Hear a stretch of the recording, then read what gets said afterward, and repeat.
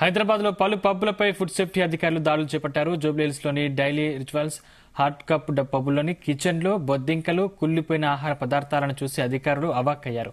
కాలం చెల్లిన ఉత్పత్తులను గుర్తించి సీజ్ చేశారు. 2 పబ్బులపై కేసులు నమోదు చేశారు ఫుడ్ సేఫ్టీ అధికారులు.